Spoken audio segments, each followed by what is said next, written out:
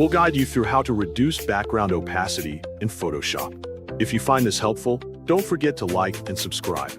To begin this tutorial, open Adobe Photoshop and load the photograph where you want the main subject to stand out against a faded background. Once your image is open, navigate to the Layers panel located on the bottom right side of your screen. If your background layer has a small padlock icon, click it once to unlock the layer for editing.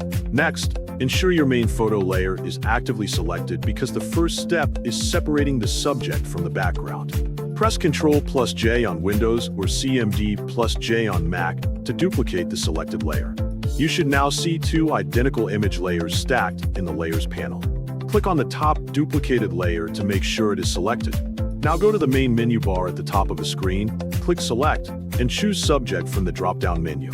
Photoshop's AI will automatically analyze the image and create a precise selection outline, often called marching ants, around your foreground subject. Once the selection is complete, go to the bottom of the Layers panel and click the Add Layer Mask icon, which looks like a rectangle with a circle inside. This will isolate your subject on the top layer while preserving the full original image on the lower layer.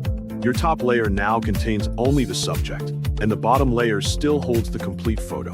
To properly create the faded effect, click on the bottom layer to select it. Then click the Create New Fill or Adjustment Layer icon at the bottom of the Layers panel, represented by a half-filled circle, and choose Solid Color. When the color picker window appears, select Pure White for a bright faded effect or Pure Black for a darker dramatic look. Then click OK. After creating the solid color layer, click and drag it beneath your original background layer so it sits at the absolute bottom of the layer stack. Next, select the middle layer, which is the original full background image.